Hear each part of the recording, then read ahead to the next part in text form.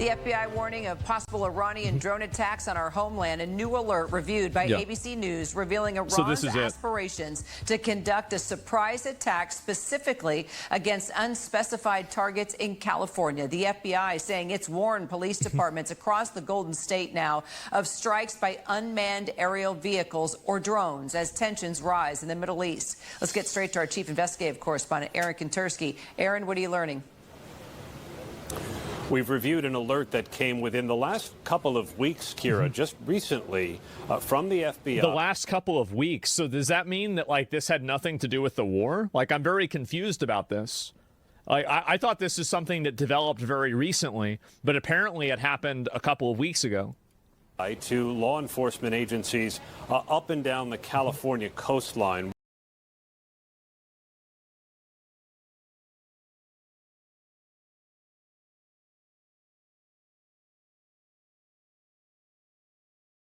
Warning that Iran is aspiring now to perhaps launch some kind of a retaliatory attack on the U.S. mainland using drones. I think they on will. The West Coast. Or they'll try to, at least. The alert that we reviewed said an uncorroborated... Honestly, my expectation is that Iran has probably tried to do something like this multiple times in the past, but they've just never succeeded. I don't think this is the first time. Unidentified Mexican cartel leaders had authorized attacks using drones carrying explosives, so they know that capability exists. Yeah. And this separate alert that we've reviewed, Kira, says that Iran has those same kinds of aspirations. No, it's just 3 hours ago. So the U.S. has broadly known. I think that they're showing that. Yeah, okay. For some time that drones could be deployed against the homeland. We know that Iran has been using drones significantly in this 12-day-old war with the United States. That's what killed the first 6 U.S. service members in this war. But now the FBI is specifically warning police agencies in California along the Pacific coastline that Iran is aspiring to use them to attack in the West. So why California? Why the West? Good question. Because it's the closest to the, like, I mean, realistically, I would assume the reason why is that they could launch them from some island that's closer nearby and they could send them over more easily. I mean, that's probably the reason why. California is like one of the biggest cities. Like, I mean, New York is harder to hit because it's not on a coastline. Like, they're probably going to do it from the sea. So if they can send in these little vessels from the sea, I mean, I would say California is probably the most substantial thing that they could hit to be terrorists, right? I mean, duh. That's not exactly California's a city. Clear, but perhaps there's thought that Iran has these things pre-positioned on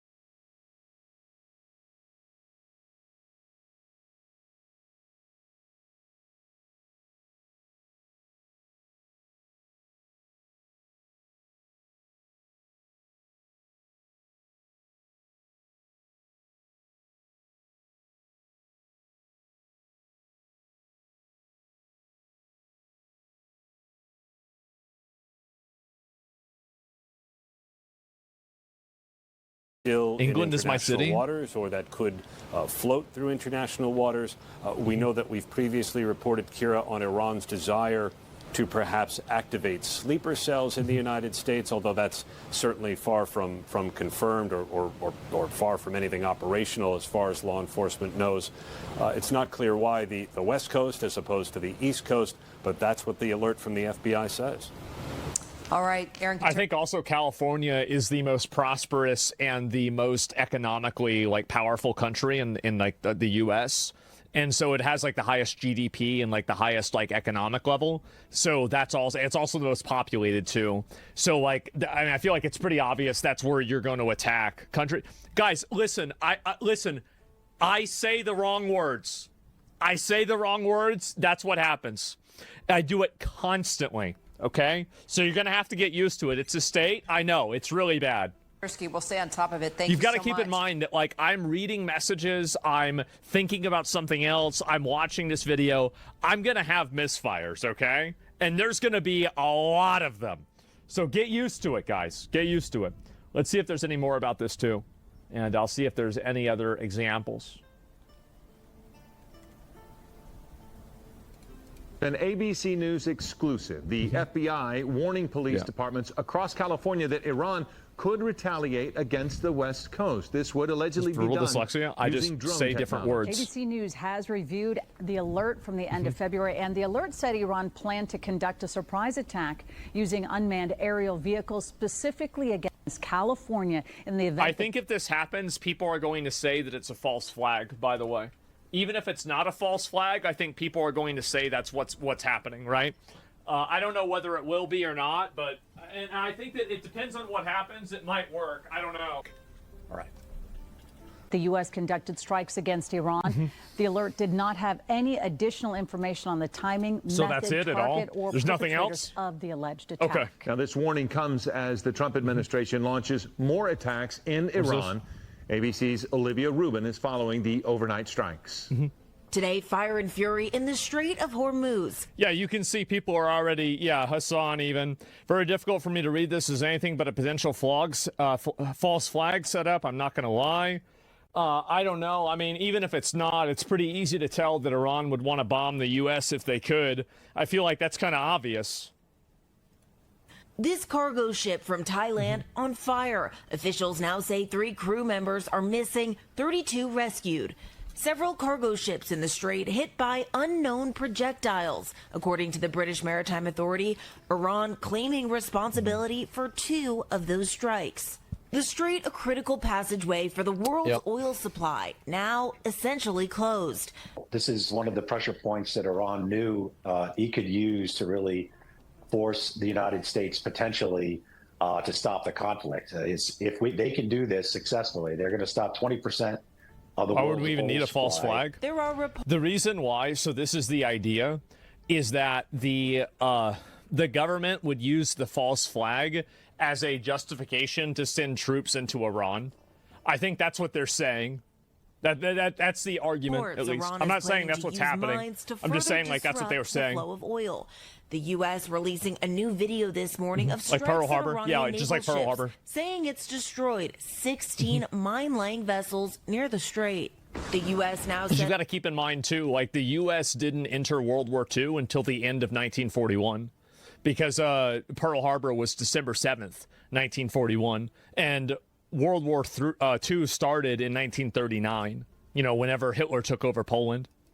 American forces have struck more than it was already going on basically for 2 or 3 years inside Iran since the war began 11 days ago.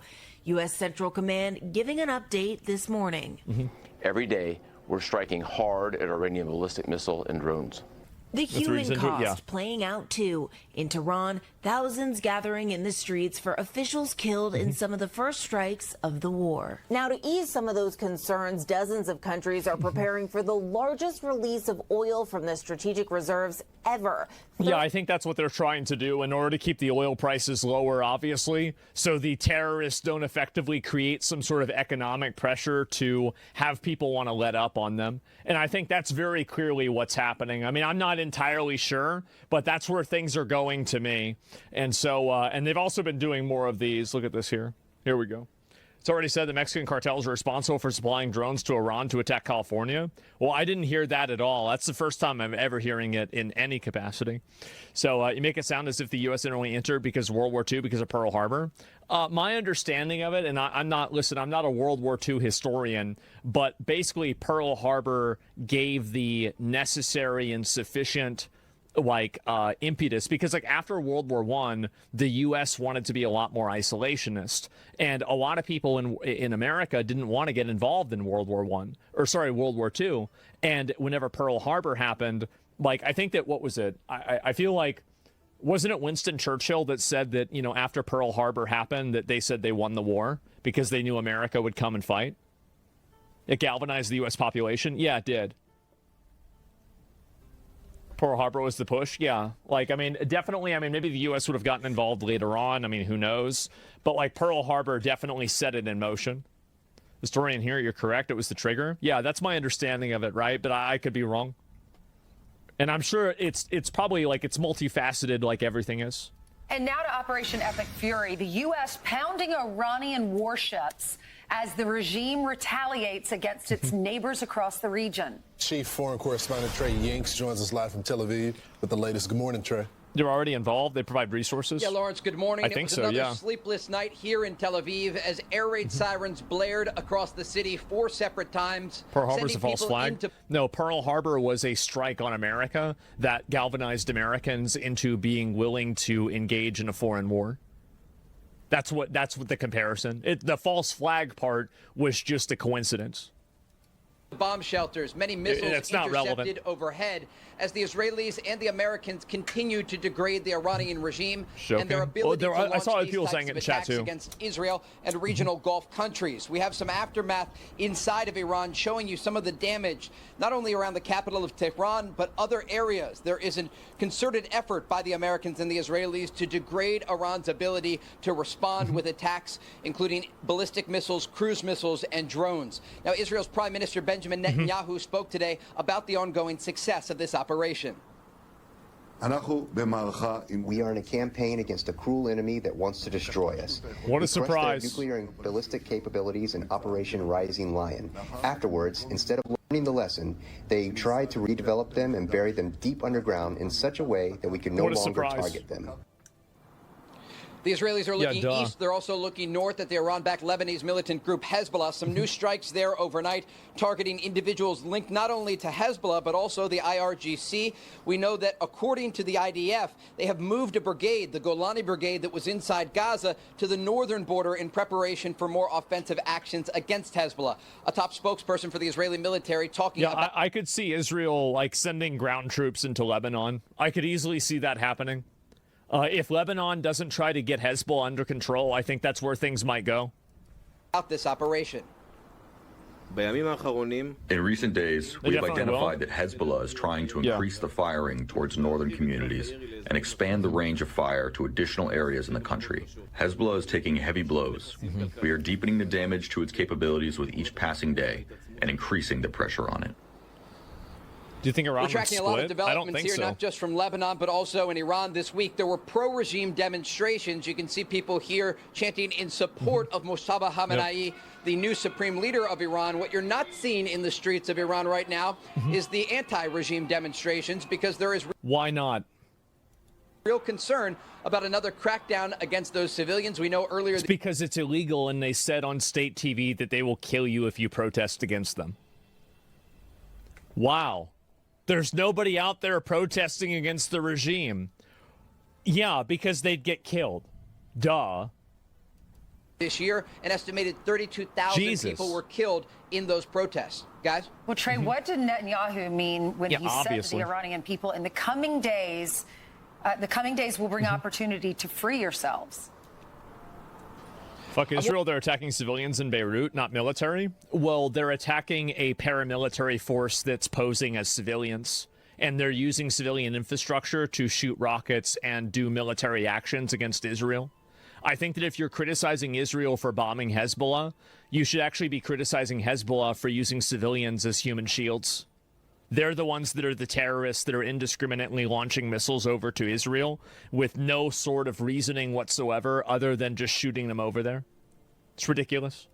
Working on some reporting on this specific topic right now, but there are clearly things going on behind the scenes that indicate the Americans and the Israelis want to empower the Iranian civilians who are against this brutal regime to go to the streets once again. We don't know exactly when that will happen or if the conditions will remain another emotional in a way argument that would allow them to go to the streets and not be killed by security forces. But can't use them as shields and then cry when they die. Exactly. Well, that's the strategy they use, is that they use these people as human shields, and then whenever they get hit and these people die, then they act like victims, and a bunch of stupid Westerners believe that we're going around slaughtering civilians, when meanwhile they're the ones that are slaughtering their own civilians, and whenever they're not slaughtering their own civilians, they're trying to kill the civilians in other countries, and they're using their own civilians as shields from any sort of repercussions from it.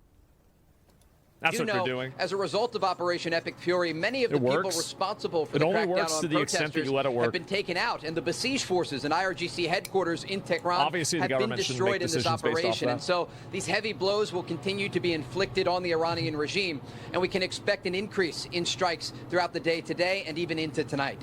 Trey, you're reporting that you started off with when it comes to that brigade that was on the Gaza border from Israel. Is that a ground force that's making its way? Yes, it is, Lawrence. It's a. Oh, wow. That's new. That's definitely new. Holy shit.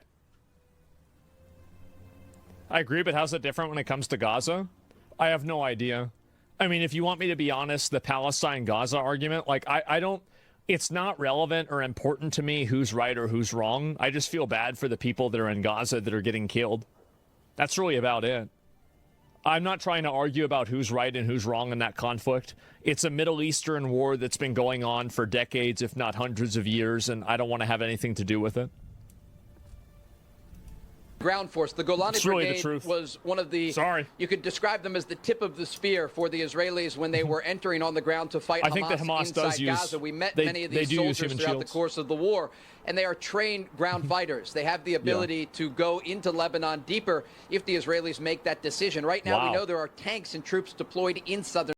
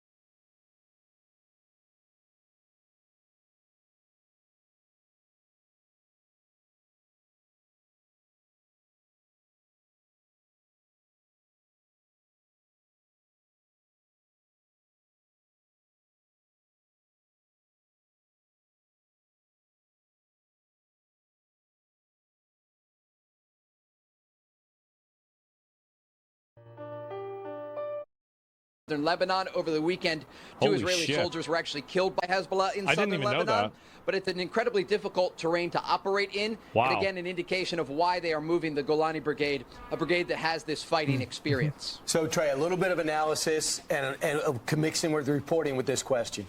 Why do you think the Arab Gulf states, I just saw it today, Saudi Arabia stops ballistic missiles aimed at Prince Sultan Air Base. We saw the UAE been targeted again yesterday. At what point do they start standing up for themselves and hitting back? Do you think the U.S. and Israeli forces would like them to do that? This is another great question, and I want to be careful with my reporting here. I'm also working on a story about this, but there are conversations happening behind the scenes about possible involvement of Gulf states. They understand they're taking a massive amount of ballistic missile fire and drone attacks against I'm actually surprised that more countries haven't started helping, like bombing Iran. I feel like it's very obvious where the problem is coming from. Like, when you have Iran that's funding terrorism all around the world, and they're also bombing everybody constantly, same. I think also one of the reasons why is they're afraid of, like, kind of repercussions and, like, Iran bombing them. That's probably the main reason. But I do, like, I think that Europe should be helping us a lot more than they are. That's my opinion. I think it's embarrassing that they're not. And I think that for places like in the UK, I think the reason why they're not is they're trying not to alienate their radical Islamic people that live in the country already, which I think is just embarrassing. It's pathetic. Just U.S. military targets in their countries, but also the civilian population there. And so certainly this is a consideration. I've also been talking with Gulf sources, and they say there is a red line. We're trying to understand what that red line is as these attacks unfold.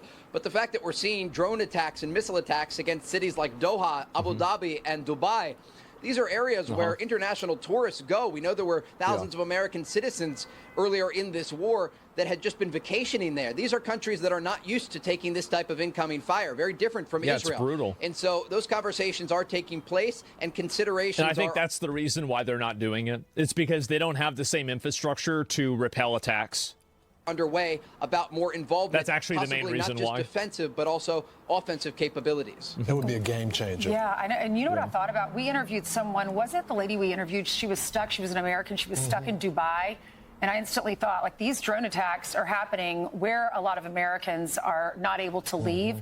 Have the Americans who have wanted to get out, have they been allowed to get out now? I feel like they have been.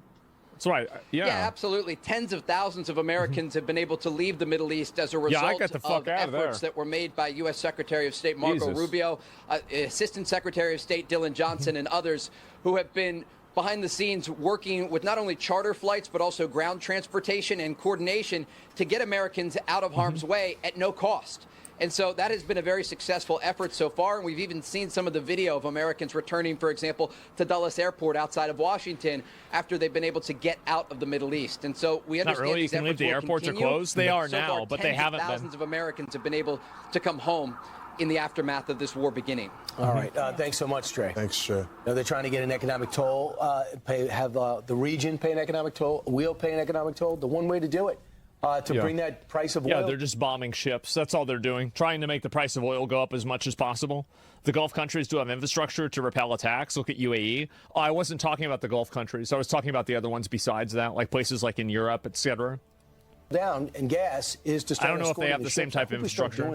And also, like, it's very clear that the Saudi Arabia does not have the same level of it that Israel does. The minute the escorts stop, you're going to watch the price per barrel go down. It's already down on the 85 from 120. It did go down. Meanwhile, now let's go to Steve Harrigan, who is live at the border between Iran and Armenia. Steve. U.S. Central Command saying that they have destroyed 16 mine-laying Iranian ships in the Strait of Hormuz. Of course, it's like over 20 now, I'm pretty sure. Narrow waterway is where 1/5 of the world's oil flows through. President Trump issuing a stark warning, posting, if for any reason mines were placed and they are not removed forthwith, the military consequences to Iran will be at a level never seen before. This is from yesterday. Central Command also posting the following numbers. They say that 50 Iranian Navy vessels have been destroyed, basically rendering Iran's Navy combat ineffective. Also, but there have been 100. The thing is, though, is like they don't need the Navy to go out there and lay these bombs. They just need boats. They probably should be more aggressive with going after all of the other boats. Romania agreed to help the U.S. today. Wow, I didn't even know that. It's crazy. Honestly, some of the countries that are like assisting the United States, I would have never expected. Injured U.S. service members. Of those injuries, just 8 even with like seriously Syria. Injured. And finally, a stark warning on potential internal dissent in Iran. Iran's police chief saying that protesters on the street will be treated like enemies of the state. And yeah, see, this is the reason why they don't have protesters in Iran and why everybody out there in Iran is cheering for the regime. It's because anybody who's not cheering for the regime is literally just killed. Security forces have their fingers on the triggers. Guys, back to you. Hey, so, Steve, just real quick, on the pace, it doesn't seem like a lot of people are trying to get out of Iran through that border area that you're at, right? Just a trickle? They're not. It's a sleepy little town, 2 or 3 a day. We spoke to some this morning, and that could change in a hurry. This is really one easy, free way out. The border is open. All right. Thanks so much. Steve. Well, as Steve just reported, Australia sends a surveillance plane? The U.S. I didn't know eliminated that. Our military eliminated 16 Iranian mine It's got to be more, obviously. What are these mine vessels? And they refer to Iran deploying these naval mines via small boats in the Strait of Hormuz to disrupt global oil shipping. The mines are used for blockading the narrow Strait of Hormuz. They are considered cheap but deadly underwater weapons designed to deny access, damage commercial tankers, and close the waterway. And Donald Trump has said he will completely destroy these mine They do all of that against civilians. Like, these are people that are just simply civilians. Like, they're not military or anything like that. These are just people that are trying to go about their life and do their job. Vessels, 10 of them were inactive, he said, that he previously destroyed. But he says, if you do this, we will hit back harder. Yeah, I mean... Why the Iranians thought that they could do any type of... So when they are not protesting Iran, they're getting killed. Then they say 10K got killed, but not a single bit of evidence. I mean, what evidence would you accept? I mean, would you accept like all the videos of body bags? I mean, like, I don't know. I feel like that's pretty good evidence right there. And also, like, why do you think that all the protests stopped? Like, what do you think that, like, where's the logic, right? So, like, everybody's protesting like crazy. Iran turns off the internet, and then the protests stop. But there's, like, leaked videos of body bags everywhere with, like, dead people. Like, I mean, just put together those pieces, and you're going to come to the obvious conclusion of what happened. Anybody can see that. Combat operation within the water. I mean, just think about it. We not find out about it is ludicrous to me. Their Navy has no shot going against our Navy as well as the intelligence that we have. Streets, yeah, exactly. General Jack King was talking about the operation. And have they been successful thus far? Watch. The offensive operation is succeeding daily to strip away all of their offensive capability, ballistic missiles, and drones, and we're penetrating underneath the ground to underground sites to get those missiles, take down those launchers, take down the transportation that moves them, take down the command and control. It is a systematic, deliberate approach to do it, and the same thing with the drones. And the proof is there. Objectively, the percentage of their ability to retaliate is down way over 90%. That's pretty obvious. That is quite remarkable in itself. Right. You can't stop terrorists from causing terror. They'll just find a new way to do it. You got to go in and fix that shit. Well, you can kill them. I mean, that's really the only way that you can do it. I mean, like, I don't think you can really negotiate with them or try to, like, give them what they want to make them stop doing it. Like, if they're going to stop doing it, they'll decide to do that themselves. But you can't, like, negotiate with them or give them money or something like that. With those boats, it looks like we've destroyed 50 of the main naval vessels that they have. The tape video? But 80% of the small boats are still out. And they say they got between 2,000 and 5,000 mines. I don't know what it is. They have to stay on top of it. But if they could just get the escort, a system of escorting these barges out, then oil and gas will begin to drop. And guess what? China, we only get 5% of our oil and gas there. China gets about 50% of their oil, and their oil goes through there. So the world would benefit from that. I just wonder how soon until we decide to grab that Karg Island, where 90% of all the Iranian oil is shipped. We have that. You want the ultimate leverage. We have it. There it is on the map. Yeah, I mean, I just think that that's something the president's talked about since the 80s. Everyone knows it, and that would really get their attention. So I think they... What are you hearing, Brian, about... I think the only way that you can negotiate... Like, it seems pretty obvious that you can't eradicate a whole group for an attack they haven't done or imaginary weapons. Well, I mean, these are attacks that they're doing. They've been doing these attacks for years, right? And they do have, like, they're not shooting us imaginary... Well, I mean, to be fair, they are shooting imaginary warheads with AI videos. I was about to say, like, oh, actually. But whenever they are shooting missiles, like, they do actually... Yeah, they are attacking. Like, what do you mean? The hesitation. What are you talking about? As it relates to the island. Well, the hesitation would be there might be a temporary uptick in oil and oil because with us, the transition of us being in control of it, the Iranians get pushed out of it, there might be very little coming out of there. But Iran can't exist economically without it. So if you want to create ultimate leverage on a regime that they're so scared, they're afraid to put their supreme leader out in public, I think that's one way to do it. If you're in control of it, you literally are doing what you did with... And if they didn't care about dying as much as they say they do, and they really wanted martyrdom, they would have no problem putting their supreme leader out there. But they're actually getting afraid, because the truth is that, I mean, I think that this is the case with a lot of these like religious zealot groups, is that at the beginning it's very easy to, you know, find some of the people that are willing to die for the cause. But after people actually see other people dying for the cause, the desire to die for the cause, I think, goes down very fast. I think that's really what's going on now. Rodriguez, we took all their ships and said, nothing's coming in or out. We'll control your oil. We flipped the government, take Maduro out, and now we're refining their oil. So yeah, you bring up a good point. That the new leader, who you had heard, you had asked, was his leg amputated? We've heard he was injured in that first attack. They ran out of true believers. believers. Hasn't been seen. Hasn't come out at all. So is he still alive? I think that he's dead. I think that's probably what happened, is that he's dead, but they're not saying anything about it. Live? Well, is he in hiding? There's some reporting about it. I mean, we haven't confirmed it ourselves, but there's some reporting in the Times today to talk about some sources saying that they've seen him amputated, but we haven't independently confirmed. Nobody has any idea. They're trying to hide all the information about it, obviously. Back to your reports original he's question, in a coma. when you read Netanyahu's call for them to rise up, it says get ready to rise up. Yeah. That means, I think, the Mossad's doing some great work on the ground, eliminating leaders, because nobody has better intelligence. They've already shown this over the last 2 years, 3 years, about the Iranian society, who's in command and who's going to be dead. They're keeping their cards close? Yeah, that's what I would do. Than Israel. Real quickly, Brian, that's a good point, because it looks like even this new supreme leader doesn't have as much power, because of his father planned for all of these little brigades. Well, I mean, obviously he doesn't have the same amount of power, right? I mean, it's very clear that's the case. To have their own command. And I think that's what's happening. That's why. I mean, the other guy was in power for 30 years. I mean, you're going to build up a certain amount of, like, you know, like fucking, you know, like, I guess, like, influence over those years. The Gulf states are being targeted. Is that you don't have one person leading the operation right now. You have all these little guys that are running their own little divisions. Yeah, if there was one guy more powerful, it's not the president, it's Ali Larijani.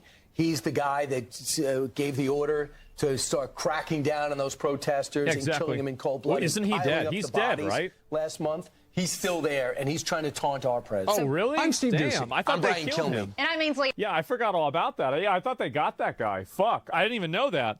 And low reputation stat. Yeah, he's got low reputation. Exactly.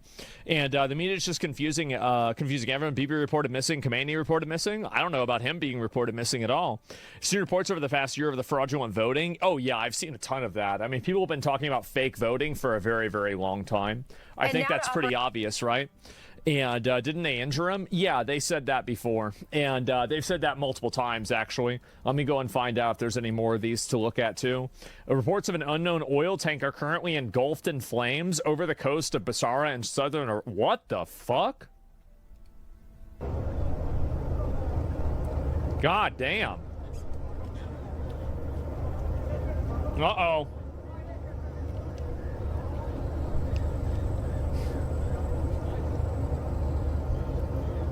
People aren't going to be willing to die for someone unless they 100% support them. Yeah, I think that's true, too. Holy shit. So this is off the coast, excuse me, of Iraq. We gotta quit fucking around and blast these dudes. I don't know what their plan is. I have no idea. Holy shit. Good thing we still use paper straws to save the planet over here in Europe. Yeah, I guess so, right? Holy fuck. Yeah, this stuff is insane. Look at how massive that fire is. I mean, you look at that guy. This fire's got to be like, what, a few hundred feet tall? Holy shit. BlackRock CEO Larry Fink says Iran war could lead to lower energy prices in the long term. Yeah, obviously. Duh. Like, who the fuck doesn't think that?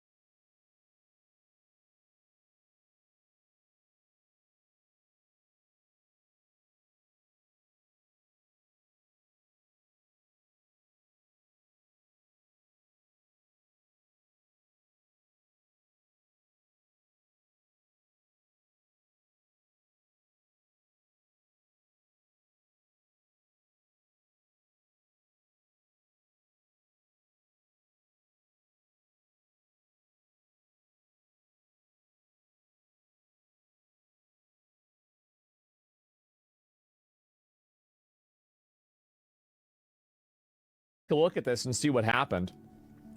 Let me see if there's a... Yeah, I'll just watch.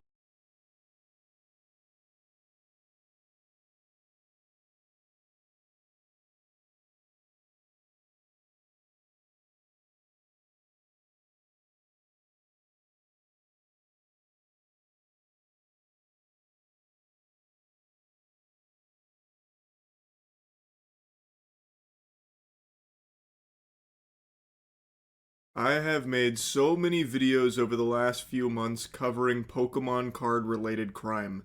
Card shops are being robbed more frequently than gas stations, and there is more violent crime happening from Pokemon card scalpers than there was in Gotham City. Like, I think even Batman would be having his work cut out for him trying to put the kibosh on these degenerate loser scumbags. Before diving into the meat and potatoes of the latest Pokemon crime I want to cover in this video, I want to give you some good news at the top here. I'll give you the dessert before force-feeding you the vegetables. The alleged wheelman in that $116,000 Pokemon card heist I covered about a month ago has been arrested. That's the armed robbery.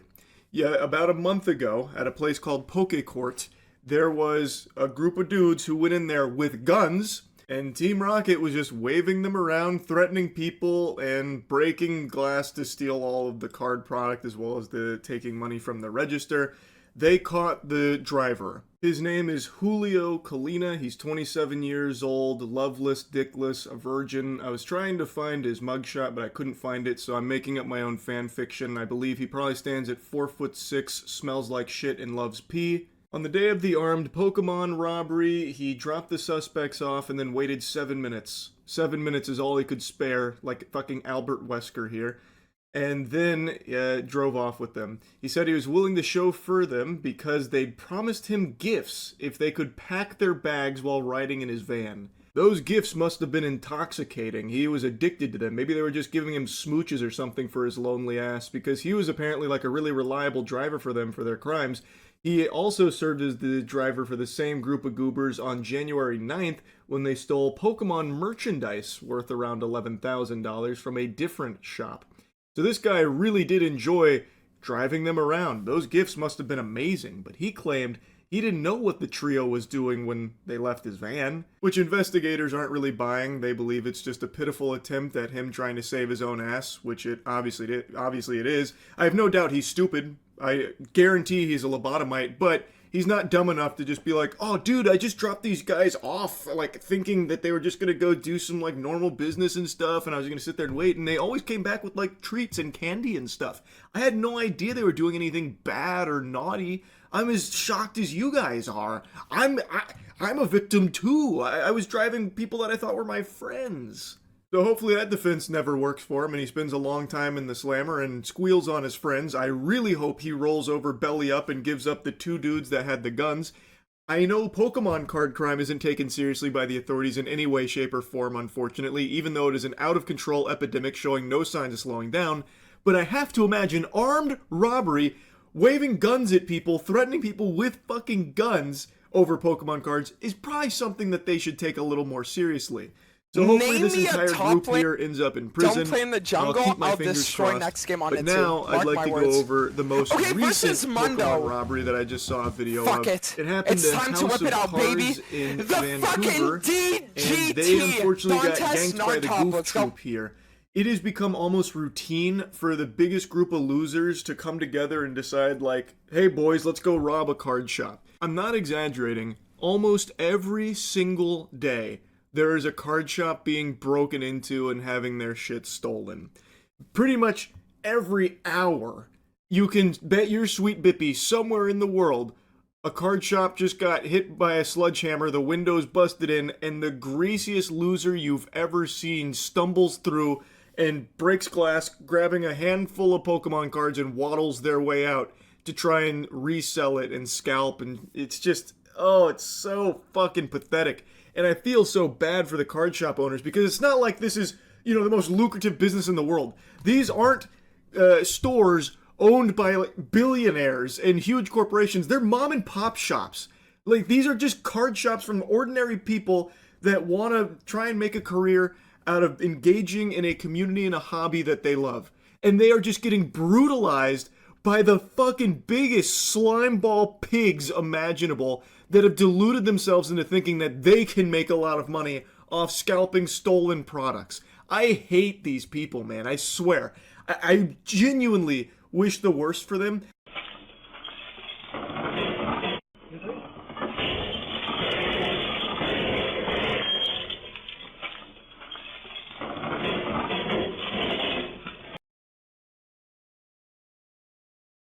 Watch through this. Is that police are responding to a scene in West Bloomfield for an active situation. Sources rather say an active shooter threat is underway at Temple Israel, and they say a major scene was reported there. If you're familiar with the area, this is located on Walnut Lake Road. So a live look there thanks to our Fox 2 Detroit helicopter, as we see that there is some smoke there from a building, and that seems to be where the helicopter is concentrating this live look. It's a little hard to tell, but we do see that emergency responders are surrounding this building. According to Fox 2 Detroit, there is a threat underway I'm at trying to Temple Israel. I'm curious if there's going to be another one or if this is just one individual.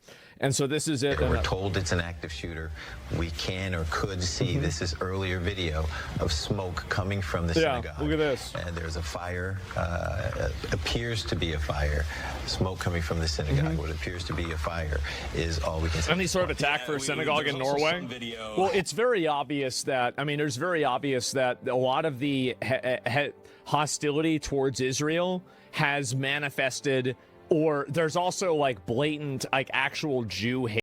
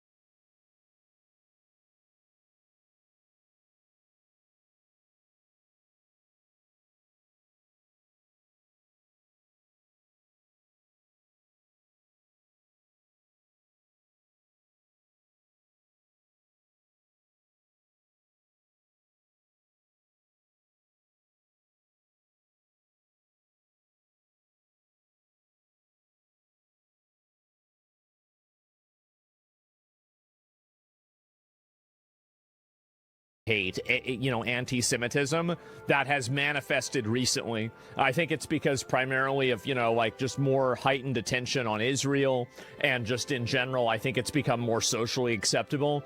You've got to remember that anti-Semitism is like the OG.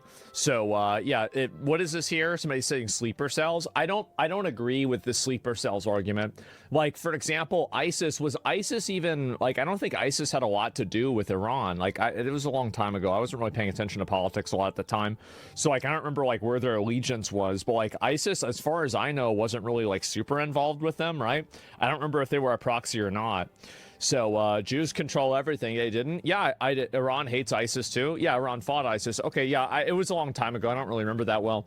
So the two guys, for example, that were the bombers inside of New York, for example, they were gassing up ISIS, right? They were talking about how great ISIS was. So I don't think that there's really an Iranian sleeper cell activation as much as it's just terrorists that are doing terrorism, right?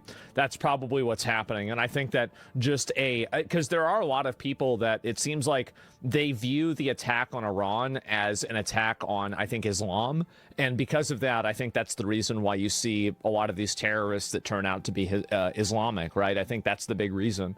And I think that if it continues, it's probably going to be that case too. They're radicals, yeah. Coming into Fox 2 here of Oakland County Sheriff's members with assault rifles that appear to be approaching the area. So this does look like It does look like an active shooter situation here. Yeah, I mean, apparently they killed the guy, right? We're not really sure yet, but I'll take a look at the other images about this. Israel did this to themselves, though. Well, I mean, I'm just saying, from a business economic point of view, war's not going to be over. I don't want to listen to your argument. I just don't want to even read. I don't care. So anyway, God bless you for your coverage. Yeah, there's somebody that's like writing out some big paragraph of some bullshit. I don't understand it from an economic perspective. No, don't want to deal with it. Don't want to hear about it. So this is the first instance of it happening, right? Oh, wait a second. Oh, no, never mind. There's another shooter. Oh, my God. Oh, Jesus. Okay, well, let's focus on this one first, okay? The active shooting incident beginning at 12:30 p.m. Eastern time, under 1 hour ago. This is still being described as an active shooter situation. An alert has gone out there in Bloomfield, YouTube Michigan. comment bots calling it a false flag. Police is asking for the community. Yeah, I mean, I'm not surprised. That always happens. To allow the police to respond. Troopers are also increasing patrols at other places of worship in this district. The address there describes Temple Israel. What do you think the difference is between sleeper cells and terrorists activating? Simple, coordination. So basically, you have, like, it's very obvious that, you know, especially in the UK and in Europe, Islamic terrorism is a huge problem. Like, it's obviously a huge problem. And I think in the US, it's less of a problem, but it's also something I think right now is manifesting in a bigger way. So whenever, and the difference is that, so between a sleeper cell and a terrorist agent is acting independently versus a sleeper cell is activating at the whims of a larger force, right? So like Iran says something, or they say, okay, now is the time to strike. And this person says, okay, let's go, right? And so that's the difference in my mind of what the two words are. According to their website, describes themselves as the nation's largest sleeper cells are organized synagogue. Sleeper cells are terrorists or opportunistic. But again, the police are on the scene. You're looking live West Bloomfield Township, Michigan. We've got Bill Daly on the phone. Bill, so until collusion's confirmed, it's just random radicals? Yeah, of course. I think that's what, I mean, logically, you can assume that to be the case. And I think also here's another component is that when, like, for example, one of these guys, you know, like the guy that threw the bomb in New York, whenever he gets his face plastered all over mainstream media everywhere, it really helps the mystique of terrorism for that to happen. And it's like, it's one of the unfortunate realities where, you know, like, it's very hard to say that nobody should show the faces or you shouldn't be legally allowed to. And I think people always want to know who that person is. But the moment that, you know, a person who, because I think a lot of the, like, in general, I think that a lot of the people that do these bombings and do these shootings, and this is true with gang shootings, it's true with, you know, like, it's true in prisons, it's true everywhere. Like, the overwhelming majority are guys without, like, really any sort of, like, hope for the future. Like, that's really the reality. It doesn't matter whether you're in the Bloods, the Crips, the Muslim Brotherhood, or the Aryan Brotherhood. It's all the same people. It's the same demographic. It's young men with no sense of hope to the future and seemingly nothing to lose, right? So I think that really, as soon as one of them sees that they can achieve notoriety whenever they do something crazy like this, then it activates other ones into doing it. So it creates like a domino effect. Young white men. Well, I mean, young white men are one example, right? But like, I mean, the majority of shooters, I mean, I don't even know. I mean, per capita, it's probably not white people, but like, I mean, maybe overall it is. I'm not really sure, but it's not exclusive to any one race is what my point is. Every group is like this, whether it's Mexicans, Asians, whites, or blacks, right? It's the same thing. To get some early details here, but it appears like, and I think that the biggest thing that I would say is that I have never seen one of these mass shooters go out and do this and then seen an interview with their hot, crying ex-girlfriend. Never. Not a single fucking one. Not a single one of these guys has a hot girlfriend. Never. And I think there's a reason for that. No, really. Like, and no, think about it. Actually think about it. Go all the way back to Columbine. Look at every single one. As far as I know, not a single one breaks the mold. I think that's substantial. I do. The shooter situation. Yeah. Sadly, at a synagogue. So what I'm saying is it's women's fault that these shootings happen. There in Obviously. Michigan. That's what I was trying to say. Sandra, and certainly by the looks of it, a massive police response. Yes, I blame women. It went to show whether that shooter is still. The active shooting incident beginning at 12. So let's go back. I'll see how this evolved. And where are we here? This is some other bullshit. Thick black smoke. A vehicle has currently caught fire. Reportedly, the Early Childhood Center. So this person's trying. So wait a minute. So they drove it into the kids center? Oh, God. Bro, like, that's how sick. Jesus Christ. Okay, and there's also more of the police here, too. Like, look at all that. Oh, my God. Look at them all. I mean, it makes sense, right, with something like this. Holy fuck.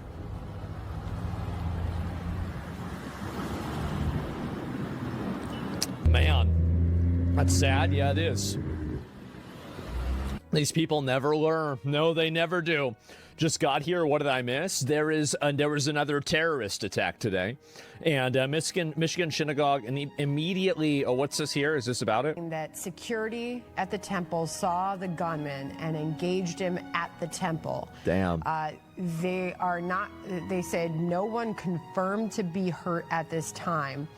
Too early to connect this to terrorism, says the sheriff, and we could be getting playback of the sheriff sometime soon here. It's hard to know why. The suspect is not in custody. Yeah. So they are right now. I mean, in my opinion, this is the truth, right? I mean, I'm not speaking as like a fucking professional, so like I can just say this. I think it probably was terrorism. Like, what do you think the odds are that another synagogue gets attacked and there's no correlation? Like, it's probably terrorism. But, like, we have to wait until, you have, like, a reason to say that rather than just being like, oh, I know what it is. And it's like, yeah, I mean, like, that's where I'm kind of expecting this to go. But we don't have any evidence for that yet, obviously. To see if there's more than one suspect, but they are telling people within a mile they should shelter in place. Yeah, I'd relax, bro. I'd stay inside. That is the update from the sheriff there in Oakland County, Nicole. That's extremely important right there. They engaged with the alleged shooter right there. That is huge. That is huge. That's important, and that's what needs to happen every single time. Yeah, bro, W Jews. They just went in there and shot the guy, and that was it. Nobody got hurt. Like, that's the reason why you have the Second Amendment. That's the reason why you have guards. That's the way you should handle it. The moment somebody does that, you just instantly shoot them, right? That's amazing. I'm happy. The gunman who rammed his car into Temple Israel is believed to be dead. Enforcement source. All right, so just a little bulletin here, just to add to what was just reported now. I'm hearing from a senior law enforcement source that the person who was driving the vehicle, the alleged shooter, is reported to be dead. So Rip Bozo. Alert from the sheriff that the suspect Rip is not in Bozo. custody. I'm being Got told him. by a senior law enforcement official that the suspect is believed to be dead. And I was wondering, Nicole, great. Amazing. Just a little bulletin here, just to add to what was just reported now. I'm hearing from a senior law enforcement source that the person who was driving the vehicle. Yeah, I mean, that's great. I'm happy. Rest in peace. You won't be missed. Exactly. And this is the interview with the sheriff. Guys, can you say anything about any potential casualties? Anyone hurt? Nobody at the moment has been confirmed to be hurt, except potentially the shooter. Any ties potentially to terrorism with the president? That's still way early to talk about. We have no idea because we don't even know who the person is at the moment. Has that person been neutralized? We don't have that person in custody. So they're still on the run? It's a work in progress. So that's why we're sheltering in place until we figure it out. It's a big facility with a lot of land around it. Until that gets secured and everybody's comfortable that there's no active threat in that spot, stay away from it, shelter in place. We're told there's a daycare school. Are all those kids out? Yeah, everybody's been moved out of the school. That's good. I'd be getting the fuck out of there, too. As I said, West Bloomfield got on scene in a heartbeat. Man. Everybody else Is the car okay? Probably not, unfortunately. He crashed into the building. Probably totaled the car. I've gotten some intelligence from the national level. I've been sharing, we've been talking for 2 weeks about the potential, sadly, of this happening. So there was no lack of... Well, it's pretty obvious that there's been a huge escalation of anti-Jew rhetoric Like a crazy escalation. And I think that and here's kind of the issue is that, like, you had basically, like, I think, like, during, like, after 9/11, you had, like, a lot of anti-Muslim rhetoric, but, like, a lot of people, I think, were still there and saying, like, well, this is just, like, a handful of terrorists from, like, Saudi Arabia or, like, you know, Afghanistan or something like that. So, like, this doesn't really mean, like, the whole religion. And then you had it happen later on with COVID and Asians and people like that. That died out pretty fast, right? But I think that the difference is that there isn't really another big voice that has any sort of real influence that's trying to actively speak out against this. Because I feel like a lot of the very outspoken right-wing and also very outspoken left-wing people turn a blind eye to anti-Semitism because they don't want to be categorized as being supporting Israel. And I think that's what's really happening right now, is that you have this happening and it's basically unfettered in a way that it wouldn't be in previous times, where you have they engage with it. They engage with it. And so people aren't calling this out and saying that, like, you know, like whenever, for example, like whenever COVID happened and people are screaming at like a Korean and they said, why did you bring us COVID? And they're like, you fucking Chinese, and they're not even Chinese. Like, everybody just looks at this guy and says, like, okay, you're retarded, right? This guy's a fucking idiot. Like, get him out of here. But the difference is that now Asian hate is huge also. Asian hate is very big. I think that there is a lot of hostility towards Asians, but it's the difference is that Asian hate is something that I think most people are more than willing to call out and say that it's bad. But here's the issue, is that how many influencers and creators in the online space actively call out anti-Semitism in like a regular way? How many of them actually do that? I think it's very few right now. It's extremely few. And I think the reason why is that, yeah, it's substantially a lot less. It never happened. Well, I don't know yet. Asians don't have an Epstein. Asians don't have an Epstein. I don't know about that, man. I really don't. I mean, listen, I'm going to be honest with you. The probability that a certain culture doesn't have a problem with pedophiles is just like, I'm going to instantaneously assume that you're the biggest retard that's ever been retarded. You are the biggest retard to have ever been retarded if you think that there is any group in the world that's never had a problem with pedos. Like, I'm sorry, but this is just, listen, it's spawn RNG. It's the same thing with, like, theft. Everybody has problems with theft, right? It's just how it is. And anyway, never go full retard. This is the big one. And anyway, let's go back here. You're so popular right now, the probability of your feed being curated by those who can is not zero. Well, what do you, so you think that they're trying to show me video? What do you think they're trying to show me? Yeah, let me understand this. So, like, yeah, how does that work? Anyway, let me go back. Let me finish the video. Sorry. Preparation. In addition, all Jewish facilities in the area are going to have a lot of extra presence around it until we figure this out.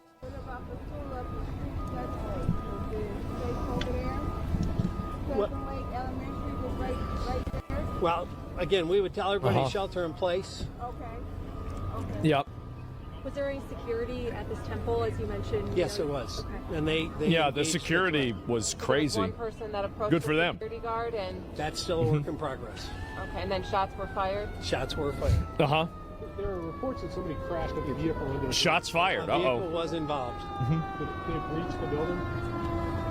We're going to get into more details when there's time for that, and the chief will. Yeah, we'll see what exactly happens. Specifically, what happened, but we just want everybody to kind of know what's happening as we get it. More will come to you. So there it is. Okay, there's not really a lot that's going off of that. Breaking 9/11. Let me see if there's any new information about this shooter or anything else that happened. Where did it go? There's no injuries. Yeah, we saw that before. Authorities say the shooter involved in the attack found badly burned after crashing vehicle into a building, which then caught fire. Armed security engaged the suspect and then fatally shot him. Okay, we saw that. So somebody says that my feed is being curated. I know Epstein files were showed were being a Q thing to delegitimize Pizzagate. I know it's very possible not something can be verified. Yeah, so you're just like making up bullshit. I don't want to hear like there are so many conspiracy Andes recently that it's like it's like annoying because it just derails any sort of conversation. So this guy again, yeah, I don't even want to read it. And or who rules over you? Simply find out who you're not. So To find out who rules over you, simply find out who you're not allowed to criticize. Guys, kids with cancer rule over us. Guys, I think kids with cancer are running the entire fucking thing. Can you believe that? Voltaire? Yeah, wow. Oh my God. Jesus Christ, you can criticize them? Yeah, and also, by the way, as if that isn't an immediate disproof, like, don't you realize that's like a massive proof against, like, any of these groups, like this if you think that quote is accurate, then you would have to acknowledge that with the amount of criticism and hostility towards Israel recently, they probably don't rule over you. If you view that quote to be legitimate, then yeah, with that many people hating and shitting on Jews in Israel, how do you not come to that conclusion? So, seeing how Jews react to criticism, well, I'm not sure, but like anyway. So this is really, this is the active shooter, shelter in place. Yeah, I saw that before. Not really a big surprise. I guess we'll have to wait and see if there's any more news about this. But yeah, this kind of shit is insane to have it happening, and I feel like it's going to continue getting more extreme like this. We're probably going to get more attacks like this, especially whenever there are more people talking about it and thinking about it too. And how about the overreaching of the ADL? Yeah, the ADL's dog shit. Like, that's true. I mean, I think everybody kind of agrees with that, right? The K-12 school that was not in session today. Oh, wait, so he drove his car into a school that wasn't even in session? What the fuck was he doing?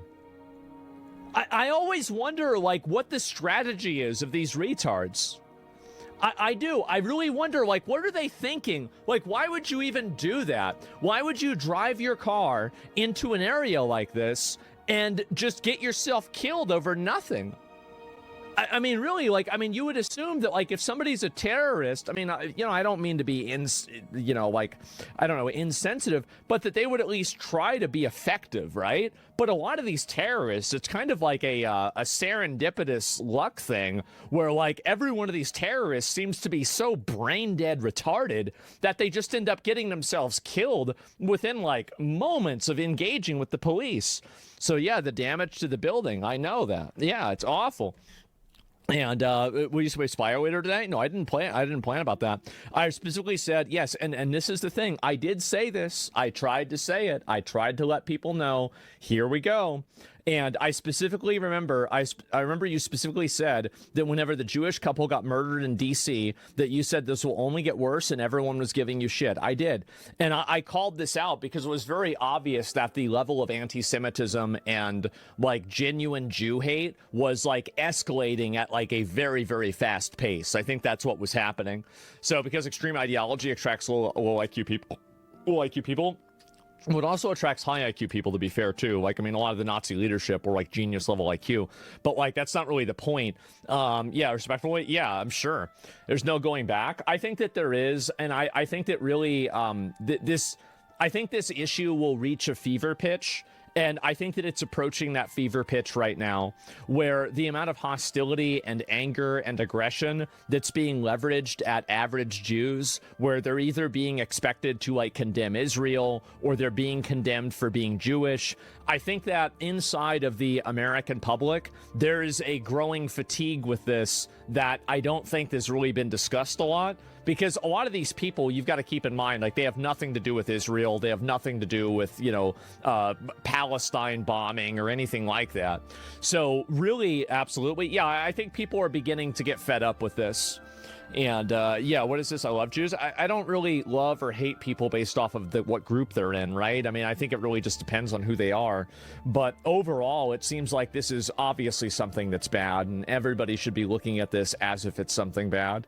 But, yeah, that's really how I feel about it. Anti-Semitism has ruined credible arguments against Israel. I think that's what's happened, too, is that you've had so many people that have been so brazen and so extreme in their criticisms of Israel, like saying that we should blow up Israel, saying that we should, kill everybody in Israel or every Israeli is guilty or stuff like that. And I see this very regularly on Twitter. I see people like Dan Blitzerian saying to, like, bomb Israel and, like, blow up Israel. Like, this kind of stuff is... I think that it does delegitimize actual criticisms of Israel's involvement with American politics. I think it does, because that type of language and that type of extremism, I think that whenever an average person sees that, it's probably extremely alienating to them. So they're right. I mean, I don't think that they are right that you should blow up an entire country. And I think that also, like, it's pretty obvious that most people don't think that. And it focuses the criticism. Yeah, it does. And it gives you, what it does really is that it gives people that are pro-Israel a very easy target to attack whenever somebody is advocating for mass genocide for the entire country, right? I mean, that's a very easy point that you can say, wow, this guy's crazy. Like, why would anybody listen to this idiot, right? And so that's the issue I think that they're having, is that I actually am expecting, this is where I think things are going. And you know, like, let's, you know, clip this and let's see where we're at in 6 months or a year from now. I think that criticism of Israel is escalating and it's becoming radicalized so fast that it's actually going to end up delegitimizing itself. And as soon as people start advocating for, you know, things that are even more extreme, etc., I think that people are going to just stop taking it seriously because of the people that are doing it are just so rabid and aggressive about it. So, yeah, we can't support a regime like Iran. Already killed 40K of their own. I mean, in my opinion, I don't think Israel or Iran should be something that, you know, the U.S. is 100% focused on, like, you know, gaining favor with, right? I mean, you know, the United States should be focused on the United States, and neither of those countries should have any involvement in, you know, what we do with our political process. I mean, if they're, you know, if Iran gets a new government and we can work with them and, you know, we can, you know, have like common economic goals, then I think that's great, right? Same as common cultural goals. But you shouldn't look at it as like them trying to influence our politics or something like that. So that's true. That's why people have to be precise and refine the argument. Yeah, and I don't think that they're doing that. I think that's the problem, is that they're not doing that. And in the process of not doing that, I think they're alienating a lot of people because they hear that, like, oh, yeah, this is, you know, everything that's bad is Israel's fault. And it just makes them stop paying attention because it's become so commonplace and it's been such a universal thing that's being applied that I don't think that anybody's paying attention to it anymore. So, yeah, it's so much deeper on the surface. Remember when people are complaining about synagogues having armed guards? Yeah, I guess so, right? And I wonder why they have that now. And let's see if there's any information now about the shooter or not. And then we'll look at some other stuff, too, because there's obviously been a lot of other stuff going on, too. And what is this here? Expands healthcare to undocumented migrants. Oh, my God.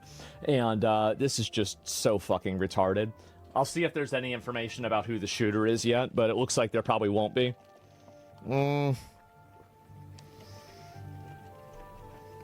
Nobody's been hurt. Yeah, it looks like that's about it for now. And no one was complaining about that. I guess not. Please pass the SAVE Act. Please talk about it. The Save America Act. I know that. There's reason for it. The agreement we established with Saudis boils down for only USD for oil. We provide global shipping security. Israel's forward gun locker supply point for controlling the Suez Canal. I mean, I don't know really what that has to do. Like, I mean, you can have an economic alignment with a country and then still not want that country to be making decisions for your country, right? I think both of these things can exist simultaneously. Do you think the shooter was affiliated with ISIS? I think that you should assume that nothing is certain. But my guess, if I had to guess, is that, yeah, it's probably another terrorist. That's what I had to guess. Who has not allowed the Iran war to turn communities against one another in the States. I've worried from the start of the conflict could become a recurring surge for radical groups. There's absolutely zero justification and excuse for attacking a synagogue. Well, the problem is that whenever there is generally one group of people that's attacking synagogues, and that one group of people isn't being monitored by the FBI to the extent that they should be, very clearly, it's not being monitored to the extent that it should be, then I think that you are going to have a problem. And it's a huge issue. It's a massive, massive issue. So I don't know why more people aren't realizing this, but, oh, what's this here? Oh, my God. A city councilman in central Israel. Oh, this is some fucking random guy in Israel. That's not really about me at all. And he's Muslim Brotherhood political jihadist. He's on their side, pretending to be left. Yeah, I think so, too. Do you think Trump will put boots on the ground on Karg Island? Maybe he will. I mean, I think it's possible. It's definitely possible, especially considering that, you know, this has gone on for like more than a week. I think it's definitely possible. I don't know whether it's going to happen or not. If it was just illegal to worship anything but Christianity in the U.S., it would solve a lot of our problems. There are extremists in every religion, and you can't mix them in the same place. So you think the solution to this is that we get rid of every other religion? You know, if there's problems with people from other religions, I know what the solution is. Get rid of the other religions. There it is. No more problems. Well, I don't know. Maybe that would work. And, yeah, who knows? And, yeah, and it's a Judaism terrorist? I don't know. Christian extremists exist? Of course they do. Extremists for every group exist. I think that makes sense.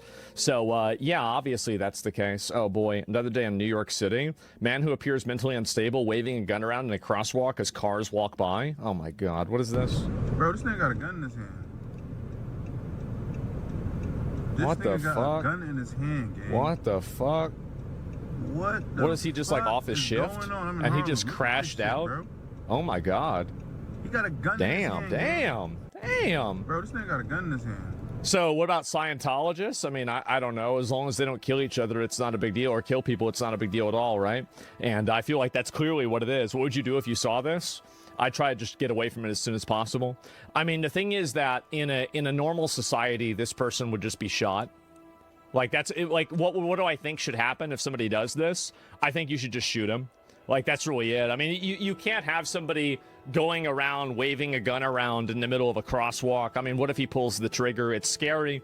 But like, if you do that, you could go to jail. So like, I'm talking about like, what do I think should happen? I think you should just instantly pop somebody like this off. They're dead. The world's a better place. But unfortunately, we don't live in that world. So instead, I'd probably just try to drive away and, you know, like get the fuck away from it, right? And so that's it. Would you shoot this guy? I mean, like, it's very hard to say, like, what you would, like, saying that you'd kill somebody in a situation, especially when you've never done that before, is, like, kind of hard to say, like, oh, yeah, I'd do this. But, like, would I conceptually do that? Yeah, of course. Conceptually, yeah, I think that would be the right decision. That would be the correct decision to make. Yeah, absolutely. And, yeah, zombie, it's a zombie, I guess so. I think Castle Doctrine should be made federally mandated. I agree with that, too. And, yeah, you're right about it. Might be a soldier with PTSD. It doesn't matter what you are. The moment that you pull out a gun and you start waving it around to people in a crosswalk, that means that you are a danger to everybody else around you and also to yourself. And it doesn't matter what condition, what got you into that condition. The only thing that matters is what you're doing at that current point in time. Just because somebody has a PTSD episode, just because somebody had a bad time growing up, just because somebody's poor, just because something happened. Like, do you want to put your children at risk because somebody else had a bad day? No, of course not, right? So then why would you ever agree to put somebody else's children at risk or parents at risk by somebody like this? So again, this is like people are making decisions for others that they would never make for themselves. And so I think there's like a fundamental, very extreme level of like selfishness to that I wouldn't agree with at all. So why is it all hands on deck for an anti-Semitic attack or laggards whenever other identity groups are victimized? Well, I don't know about that. I feel like, what are you talking about? Like, so you're saying, why is it all hands on deck for an anti-Semitic attack, but we are laggards whenever other identity groups are victimized? Are you talking about, like, for example, whenever Kilmar Albrego Garcia got deported to El Salvador, and then you had actual American politicians flying to El Salvador to meet with him in jail? Or do you mean, like, whenever people burned down the entire country over a fent addict fucking criminal piece of shit that got killed? Like, is that it with George Floyd? Like, what are you talking about? I don't think that's what's happening at all. Yeah, what do you mean?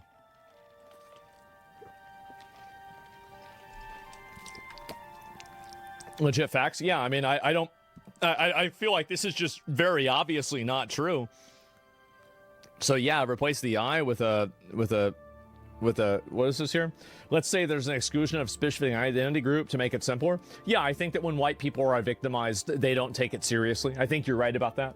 But I don't think that that's exclusive to Jewish people. I think that it's exclusive against white people. But that's really the difference, right? I don't think it's particularly like, oh, Jewish people, you know, have this happen. No, I think it's all of them have it happen. But anyway, let me go back and look at these other ones too, because there's been a lot of these, you know, other crazy things that have happened. That's no surprise. Here we go. Saw this coming. Expect more of this. Prayers to the victims and sentenced violence. He's right. And oh my God, there's just so many of these that are happening. A North Carolina teenager holding an AK-40. What happened tomorrow, bitch? Watch what happened tomorrow, bitch. Watch what happened tomorrow. Why would you say this? Just go to, like, never mind. Never mind. Keep saying it. Keep saying it. Keep saying it. This is the right, you're doing the right thing. You should keep saying it. I'm gonna be posted up at E. Smith School tomorrow, waiting for a motherfucker to come out. I'm gonna face your dumb ass, bitch. Niggas like going behind niggas back and shit. I'm gonna watch what happened, bitch. Watch what happens. So we got a place for somebody like this. It's called the box. This guy, you know, this is a prime battery candidate. This guy would make a great battery. Look at how much energy he's got. Look how enthusiastic he is. Can't you just imagine him out there turning big rocks into little rocks? I mean, I think he would just fit right in. It would be a perfect world for him turning those big rocks into little rocks, you know? Like, perfect 2%er example, exactly. And the thing is that, this is what y'all got to understand, is that you got to put people like this, you got to get rid of people like this. You do.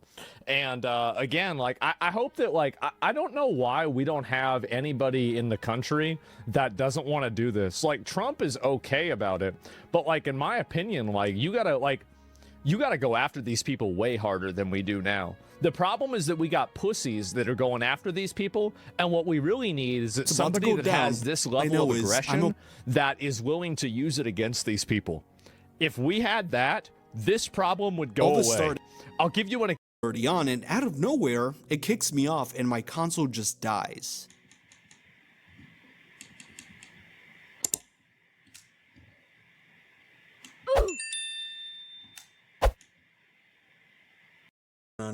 What is going on?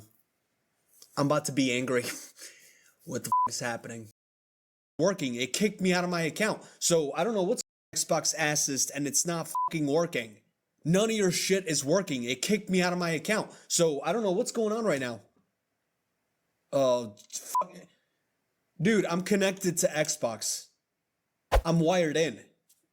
They banned me, didn't they? They banned my console. You know what?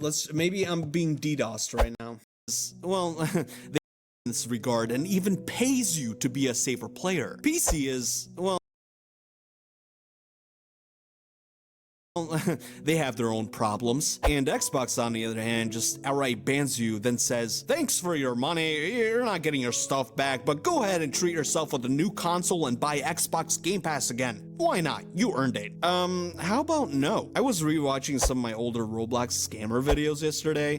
Like, hearing kids cry really made me emotional, but I particularly remember how I made things right when someone was scammed. I would make the scammer give everything back to their victim, and if not, I would buy a Robux gift card for the victim or give them a bunch of stuff in the game. Cringy videos? Sure. But I realized they didn't call me an idiot for not going to PC.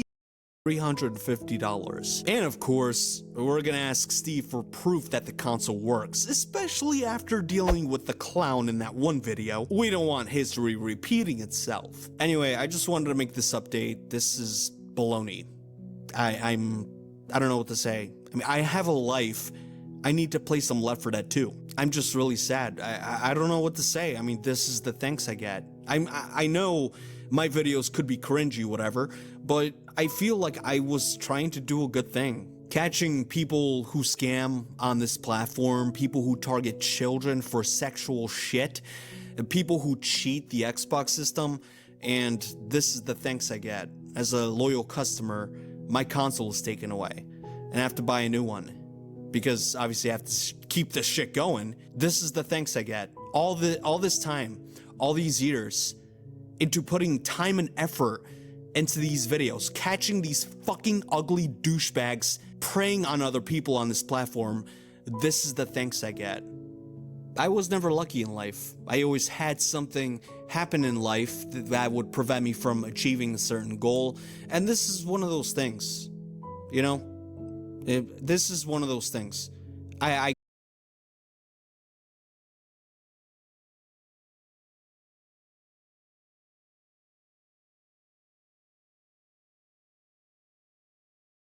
Today we're insults flood in, have no idea what a carton arc is, someone back, but they'll never forget my charitable donation. Yeah, no, I'm not doing that. I'm paying $30 a month for Game Pass on multiple accounts. I send money to prove something is a scam. I'm broke as much as you. What does being a female have anything to do with it? And this motherfucker goes like, not very attractive to ask so many questions. Excuse me? It's okay. Please give me anything. puppy face. I'm asking you what you meant. I mean, I need some to help me and will be forever grateful. Yes, you basically called me ugly, but I'll still send you money because you said you'll be forever grateful. You misspelled grateful, by the way. I bet she's on TikTok or some shit. What did you mean when you said it's unattractive to ask questions? Nothing. Never mind. If you will not help me, then you should leave me alone. I'll leave you alone. You should also stop asking people for money. It's against the code of conduct. Have a good day. Then she cursed me the f out. She vaporized me. Her insults were so hurtful that Xbox deleted them. I'm obviously kidding. I don't know what she said, or at least I don't remember. But I assume it wasn't very friendly. Because she called me a Reddit mod. What an insult. I'm just trying to have a good time. I just want Xbox to be the safe and happy. Example. Saddam Hussein. Crazy example. But that dude killed terrorists. If you cause problems in Iraq, whenever Saddam Hussein was in charge, he would blow up your house with your family in it. And you know what stopped happening? Terrorism, for the most part, shut down. There wasn't even nearly as much terrorism. You know why? Because people don't want to have their house blown up. Is that true? It sure is. Absolutely it is. Look it up. Yeah, he killed terrorists. He did. And we got to get somebody like that here. We do. Not like Saddam Hussein exactly, but we got to have that same energy. We do. Each of these cars is controlled by an AI, which I... Well, the people that have the guns, yeah, for sure, 100%. 100%, absolutely. Without even a second. That's the way I see it, 100%. Yeah, what do you mean? Duh. Of course, we still took him out. I know. And, well, he was also an asshole. You got to keep it in mind. He's an asshole. And so it makes sense why they had to get rid of him. But anyway, where's this here? Oh, no. What is this? There's another one. The shooter at Old Dominion University. Oh, my God. There's another shooter today. Holy shit. Okay, all right, let's pull up another one.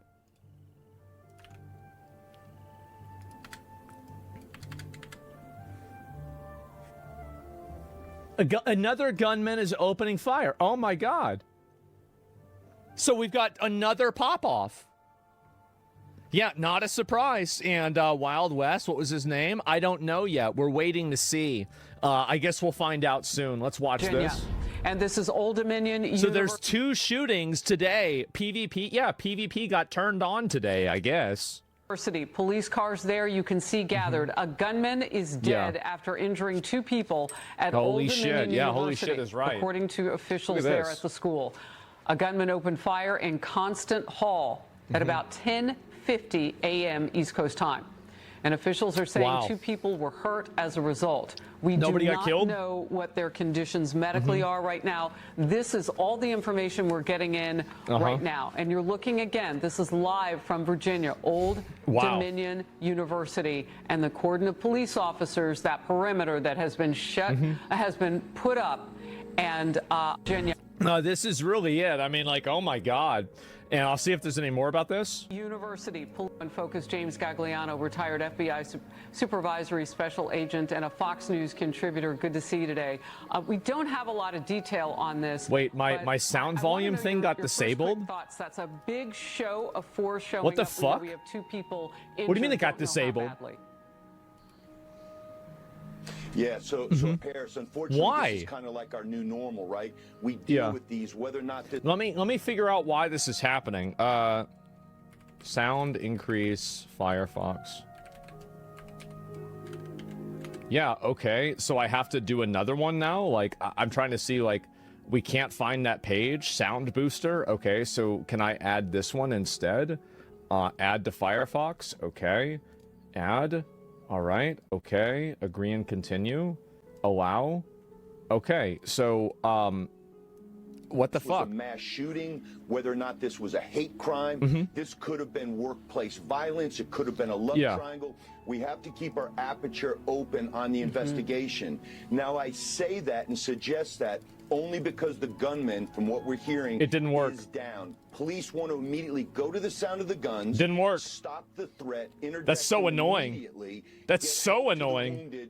And then slow things down. The next most volume mixer thing here, Harris, was this a let me do that. Anyway, where is this here? Raw footage. Norfolk police swarm ODU active shooter suspect. They dragging him out. like a fucking sardine. Let's go. Like a big old tuna fish, actually. Look at him. Drag that little bitch out of here. Get him out of here, you little dick sucker. Oh, dragging him out like a fish. I like that. Cheeks clapped. I think so. And what is this here? The active shooter of the Old Dominion University. 2 ROTC cadets were critically wounded. Oh my God, that's sad. Active shooter. Oh, this is another one. This is from a couple hours ago when it started happening. Active shooter on the ODU campus. I think he's subdued. That's my building I had to be in over there. That's my building, bro. Cops running across. The entire police force of Norfolk is here. Oh my God. Once again, Old Dominion University in Norfolk, VA. Damn. That's scary. Holy fuck, bro. Like, you imagine that? You go into class and then there's somebody crashing out with a gun? Initial reports say that the gunman who shot 2 people at Old Dominion, Norfolk, Virginia today before being eliminated by the police is the ISIS supporter Mohammed Jallow. We'll see whether that's true or not. I mean, listen, I hate to see this happen, right? But, you know, maybe that's it. I don't know. And also a car ramming and a shoot-off at a synagogue. Yep. And a lot of military goes to ODU. I mean, apparently this guy was military, right? That's his ROTC uniform. Okay, let me watch the rest of this real quick, okay? The interview with this guy. I didn't get a chance to listen to this. But I want to know your first quick thoughts. That's a big show of force showing up. You know, we have 2 people injured, don't know how badly. Yeah. Yeah, so Harris, unfortunately, this is kind of like our new normal, right? We deal with these, whether or not this was a mass shooting, whether or not this was a hate. A new normal? Why is it a new normal? I think we should deport all of the people that make it a new normal. I think that's what we should do. We should deport them and then or preemptively put them in jail. Crime. This could have been workplace violence. It could have been a love triangle. We have to keep our aperture open on the investigation. Now, I say that and suggest that denaturalize and deport. Yeah, obviously. From what we're hearing is down. Police want to immediately go to the sound of the guns, stop the threat, interdict them immediately, get help to the wounded, and then slow things down. The next most concerning thing here, Harris, was this a lone attacker or was this part of a larger conspiracy? Yeah, and I'm looking for more information on this. Constant Hall is where the gunman opened fire. And there was an urgent alert put out. Active threat reported at Constant Hall. Follow run, hide, fight protocols. Emergency personnel responding. Avoid that area. That alert put out across Old Dominion University in Virginia. And now we know that the gunman, according to police there, is dead. James. Oh. 2 at a time? 2 down in one day. Oh, man.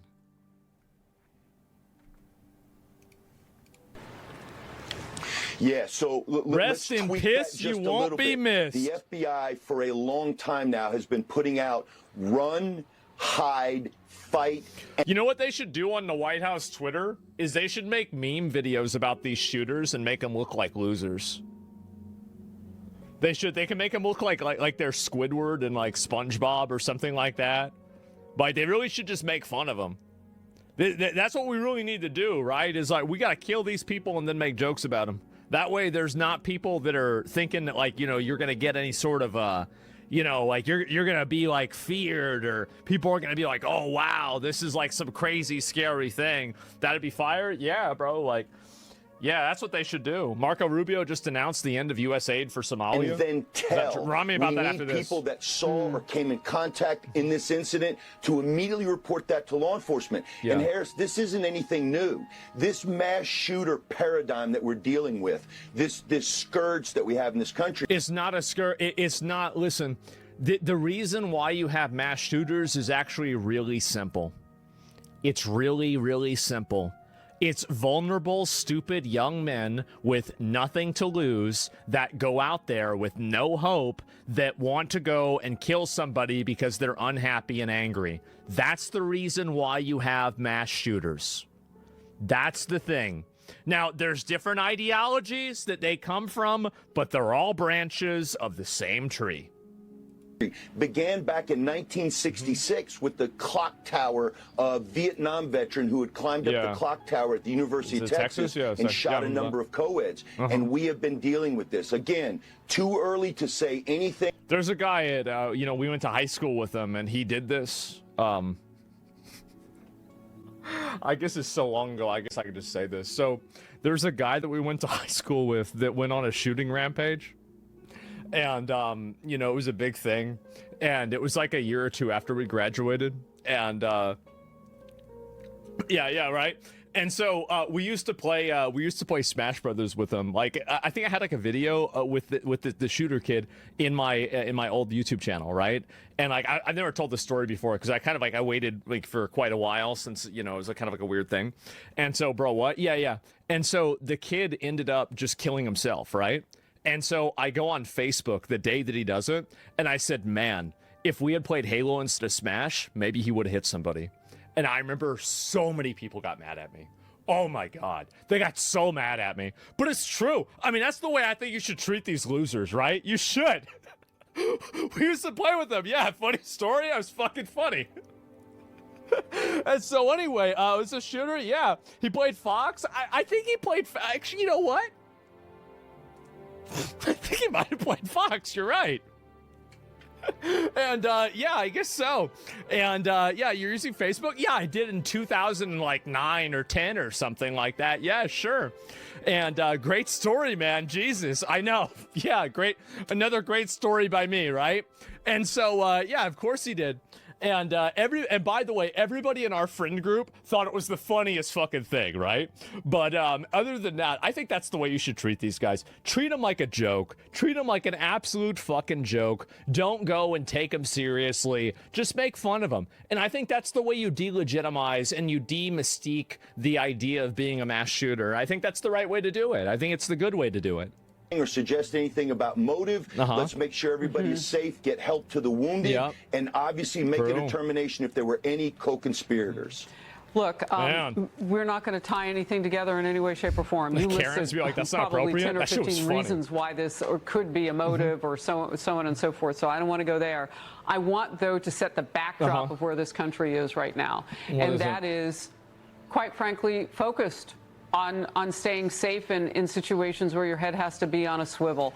Every single refugee and every single asylum seeker from a non-Western country should be sent back immediately. Except for maybe Iran, because we're attacking Iran right now. Every single one of them should be sent back. I'm willing to make a handful of exceptions. Obviously, I mean, every rule should have exceptions. But as a general rule, get them the fuck out of the country and have them take their kids with them, and they can't come back. Very obviously, we're having a problem. Why are we doing this? What's going on? Keep only the hot ones? Yeah, if you're a hot girl, you can stay. There's like an OnlyFans exception rule. And this may or may not have anything to do with a wider scenario with regard to that, but people are on alert in general. Your thoughts?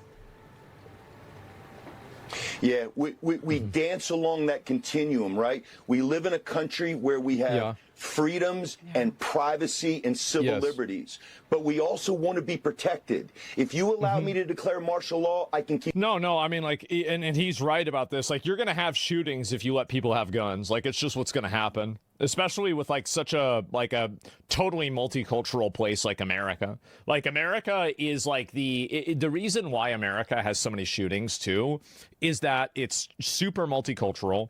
And on top of that, so you have cultural friction. I know people are supposed to say, oh, but all the cultures should get along. That doesn't happen. We all know that doesn't happen. Everybody knows that doesn't happen.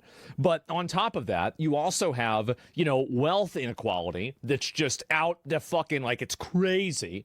Wealth inequality is insane. So you have people that have no hope, and they have guns, and they're mad, and they're getting fucking brainwashed on social media, and then they do that. So multiculturalism is bad. I don't think that it's necessarily a good or a bad thing. I think that you can do it in a way that's positive, and there also can be ways that are negative. I think that putting together, for example, like a bunch of hardline, fundamentalist, people that are like Islamic next to people that are, a gay pride parade, I think that you're asking for trouble. That's a negative example of multiculturalism. That's not going to work. But having people that are, from Argentina come to America, I don't think you're going to have that same type of problem. Same as like fucking, Americans consuming anime from, Japan. Obviously, there's a gradient of there, right? It's obvious. Everybody knows this. Safe. But if you enjoy the benefits of freedom and living in a safe country like this, unfortunately, we have what are called soft targets. And places like this, where a lot of people gather and meet, and schools are in session, this just becomes tempting to criminals and or terrorists. Yep. Yeah, and I'm glad you put it that way. Widen it out. Could be anybody. We don't know yet. James Gagliano, thank you.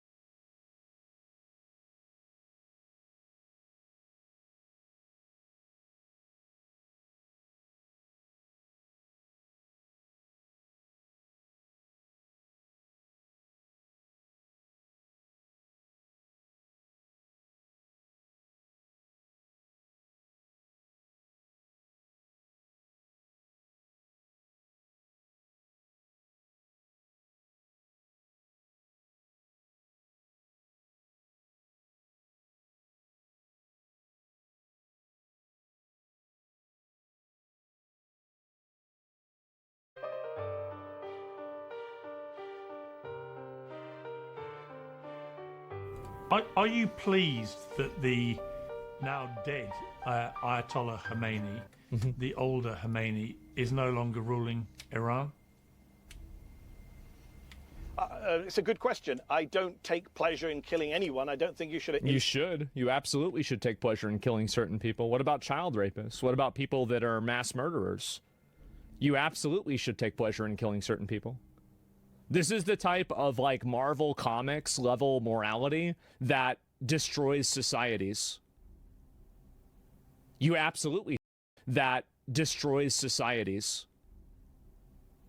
You absolutely should. Like, this isn't even a question. Like, duh. Legally killed the leader, a foreign leader of a nation. What is this? It's a good question. I don't take pleasure in killing anyone. I don't think you should have illegally killed. Illegally kill him? Well, what if it was illegal? Like, why does it even matter if it's legal? The leader, a foreign leader of a nation. Why? Why? What is the reason why? So, by the way, a spiritual leader to millions of Shia Muslims around the world. Good. Your religion's dead. He wasn't my spiritual leader, but he's a spiritual leader to many people I know. And that's a reality. I know people watching at home, non-Muslims, may kind of scratch their heads and say, but, you know, he's a tyrant in a foreign country. But that is the reality. He wasn't just a political ruler. He was a spiritual ruler. And to kill him, to assassinate him on day one of the war, will have insane consequences, Piers. I hope I'm not back on this show in a year, 2 years, 3 years saying to you, Piers, do you remember when I told you that killing Khomeini will have a backlash? There will be terrorism. There will be revenge attacks. I don't see how this is an excuse to not kill Khomeini.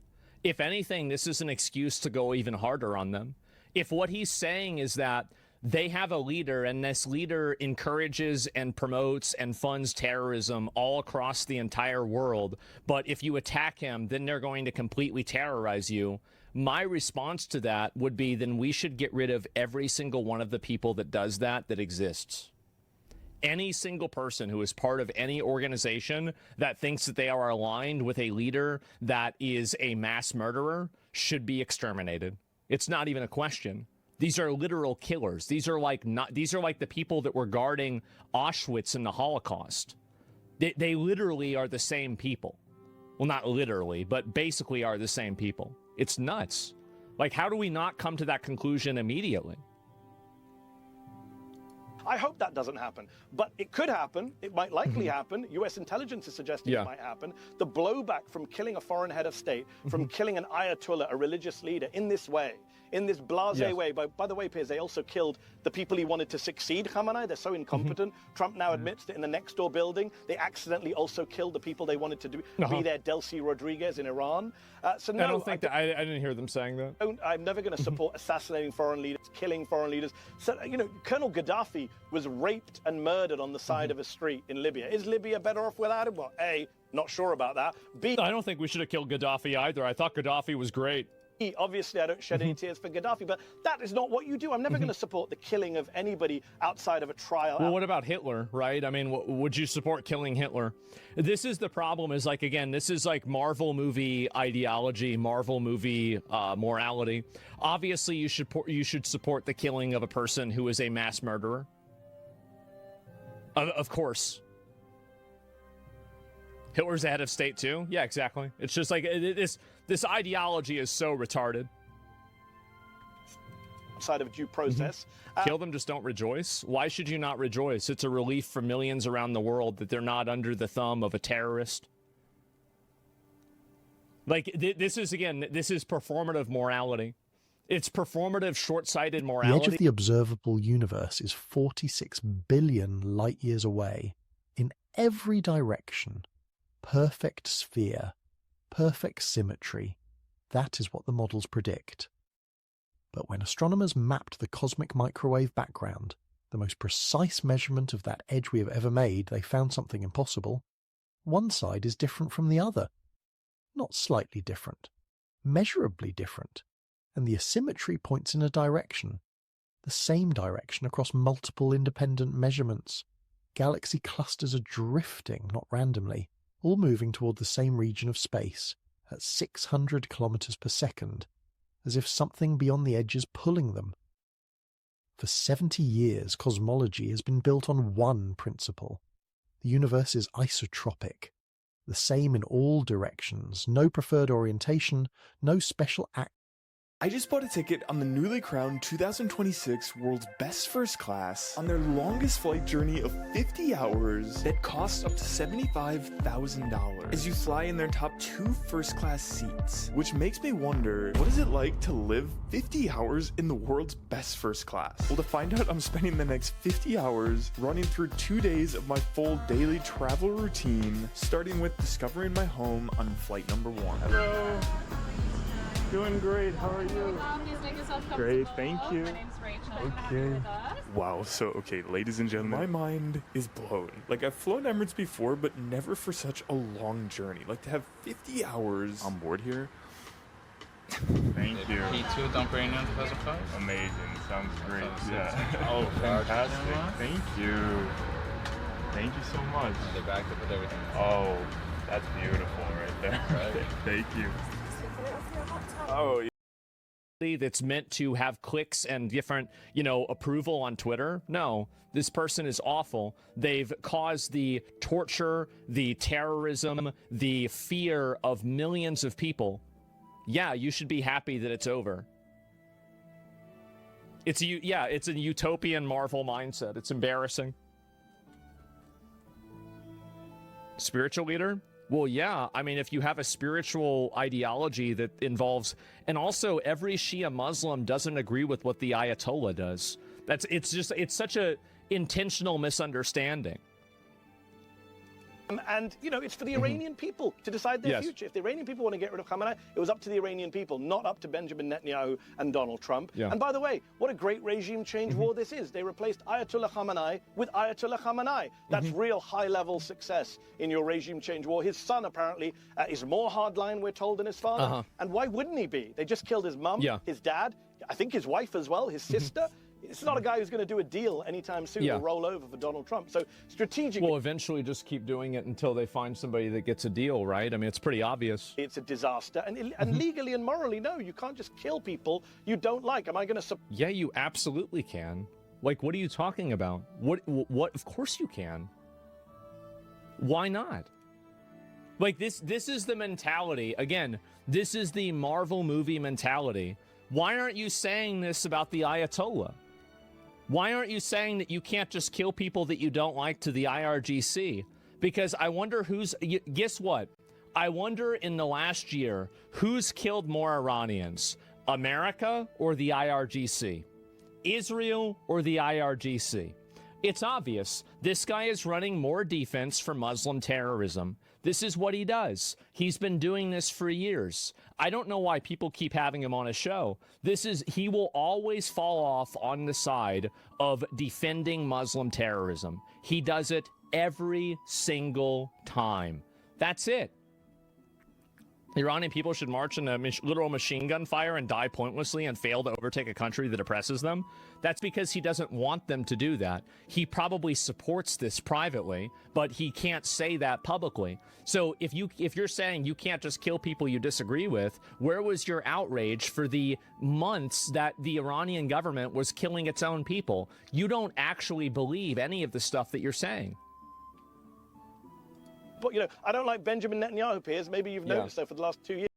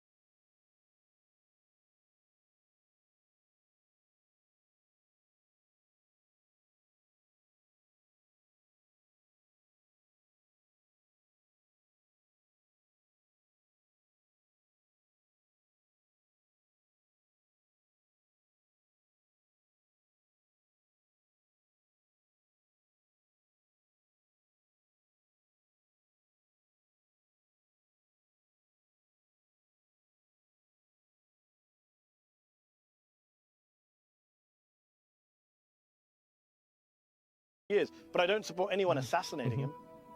Yeah, but I think that if somebody ever did assassinate Benjamin Netanyahu, this guy would be probably posting something that, you know, just like kind of passively said that it was a good thing.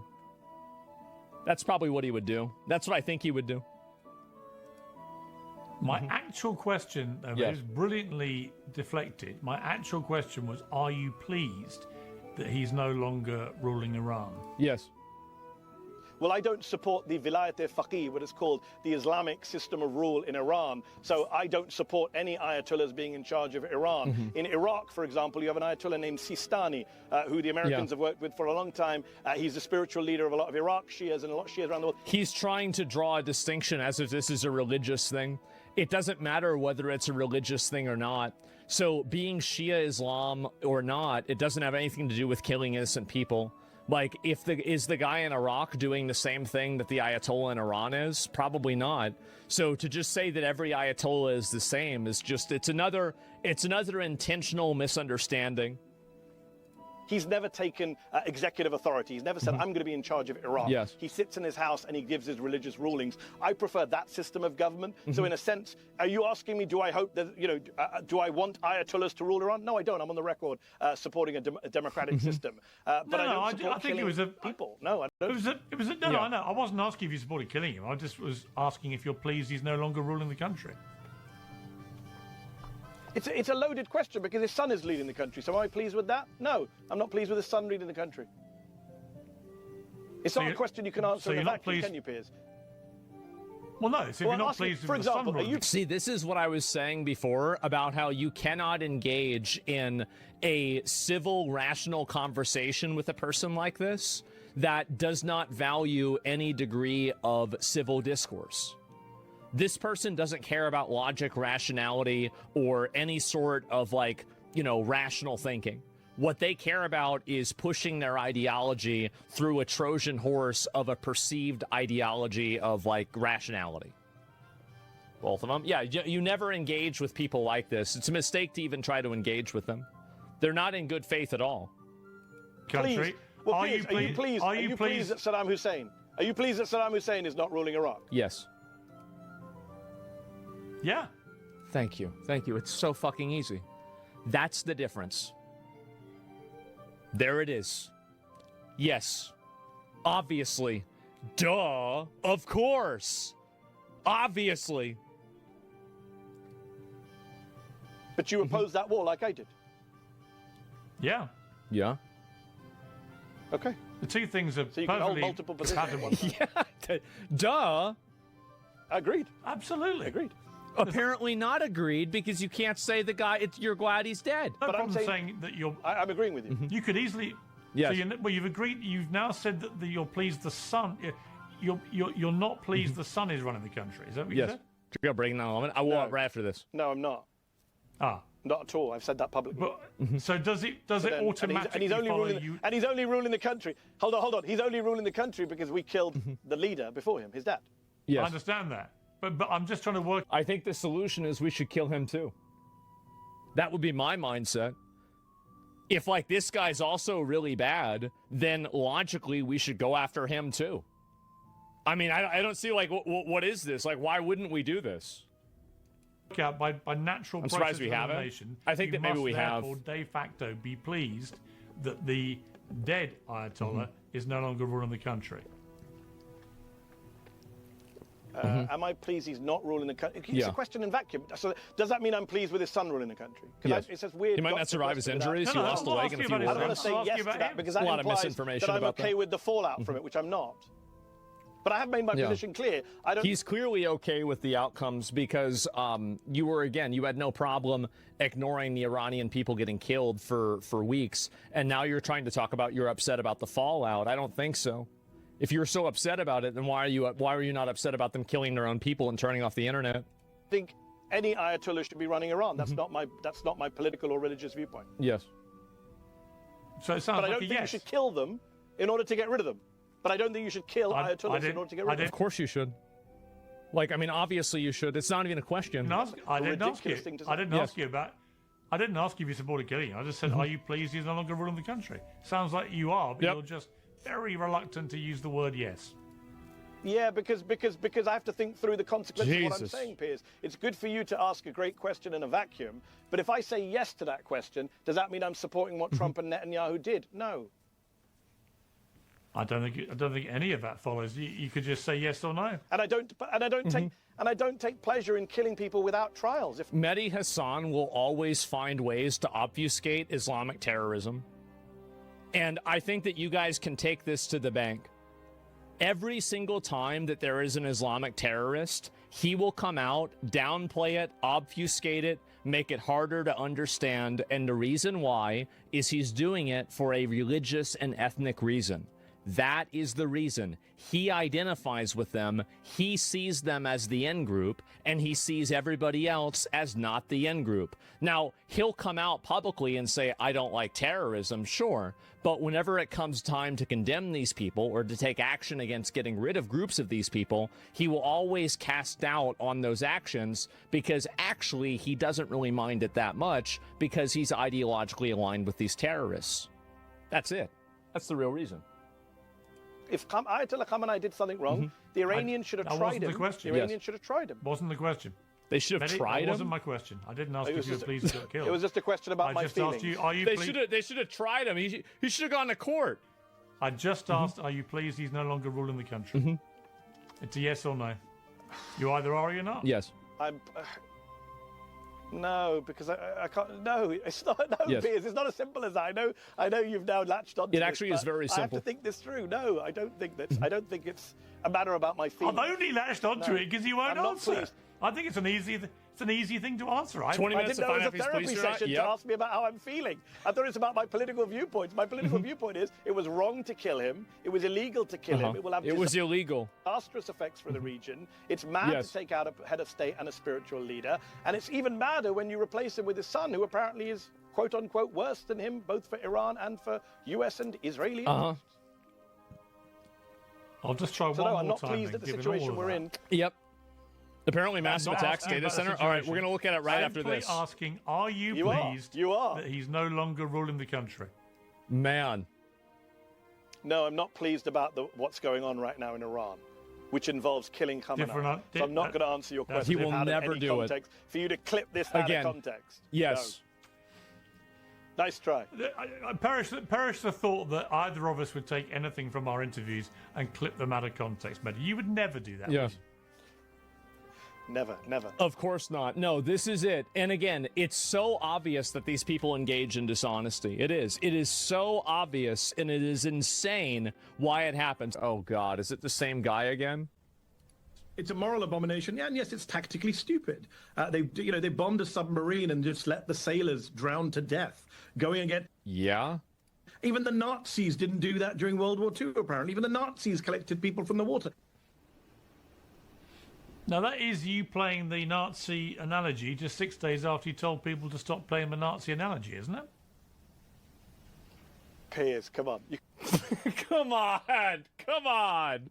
can do better than this. There's two different things completely. One is saying that Iran is Nazi Germany in its ambitions, in its political agenda, in its conquest plans, in its military threat. Which is actually what the Prince of Saudi Arabia said. Of those things are true. No serious person looks at a country that's been... Do you think MBS isn't serious? Do you think he's not... Like, I mean, I don't know. Like, I think he's pretty serious. Like, what do you mean? That's not even true. Besieged by sanctions, surrounded on all sides, has a military that doesn't come anywhere close to Hitler's military, hasn't actually invaded its neighbors in the same way that Nazi Germany did, has no aspirations to take over the continent or the region despite Lindsey Graham's nonsense Well, they don't need to. Their proxy groups do that for them. claims. It's not Nazi Germany. I think you and I can both agree on that. Now, the point I was making on MS Now was not that Iran or America, I'm not saying the American military is Nazi Germany either. I was simply pointing out that what Peter Hegseth did by torpedoing that Iranian unarmed vessel in international waters off the coast of Sri Lanka that was taking part in a display, in a ceremonial event in India. We knew it was an unarmed ship, posed no threat, wasn't part of the war effort. We sunk the ship with a torpedo and then left the people to die. Wait, so we're saying that a military ship wasn't part of the war effort? Like an Iranian military ship? Oh my God, bro. So they do with those boats. As I said, everything this guy does will be to downplay and enable Islamic terrorism. Keep this in mind. Everything that he does, everything that he says will be working towards that goal. You can look at that in the past. You can look at it in the future. In the Caribbean. We left the people to die, and I was pointing out that goes against the norms of all naval maritime warfare. I'm no expert. This is what I'm told. I'm told that goes against all the norms of maritime war, that even in World War II, there were times when the Nazis shot down boats and saved, pulled in some of the survivors. That doesn't mean I'm saying the American military or the Israeli military is Nazi Germany. I'm then why would you make the comparison? Some of our tactics are so barbaric that they compare to some of the worst people in history. That is not the same as saying Iran It's barbaric to attack a military ship and kill everybody on the ship that you're in an active war against? Yeah, I don't think that's the right use of the word. It's Nazi Germany, and therefore we should invade. Piers, you know this. You're slightly older than I am. You know that every time we've gone to war, we've accused our enemies of being Hitler. We said it about Saddam. We said it about Milosevic. We said it about Gaddafi. That is the lazy go-to move. And I know you hate me comparing Trump's rhetoric to Hitler's rhetoric. No, I know. But when you say Iran to Nazi Germany, come on. Mehdi, come on. When you say things like, even the Nazis didn't do that, it's like, no, but the Nazis did murder 12 million people and did kill 12. By saying even the Nazis didn't do something, you are implying that the country is doing something that's worse than what the Nazis do or did. Like, that's obviously what you're implying. That's the only reason to bring up something else as a frame of reference.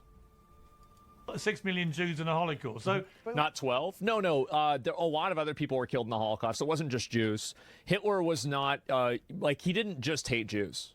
He hated like gypsies. He hated gay people. Hated disabled people. There's plenty of people who got killed in the Holocaust that weren't Jews. The Nazis weren't that every time great, I come on this show, you make this point. So all right, let me make this point one more time. So first of all, I'm sure you've compared Russia's and Putin's invasion of Ukraine to horrible, horrible historical episodes. You've said this before. I just want to nail this once and for all, because it's been multiple times. If you compare something to the Nazis, that doesn't mean it's always 12 million dead. Would you agree with me that Nick Griffin is a Nazi, the UK BNP leader? A court said you can call him a Nazi. Would you agree he's a neo-Nazi? What?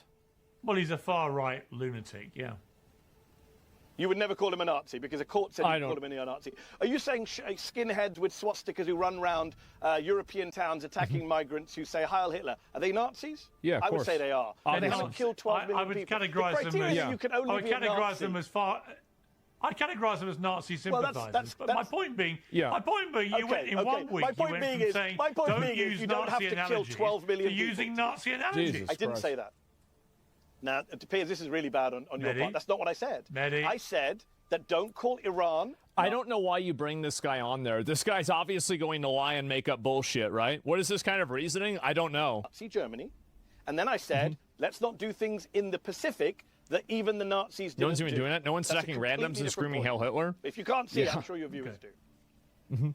I think probably we should just all stop using the Nazis and Hitler in every debate about everything that happens. Fair enough. Yeah, duh. It's so overused. It's like totally DR'd, man. That's why media is just a screaming match. I think it's just so fucking ridiculous.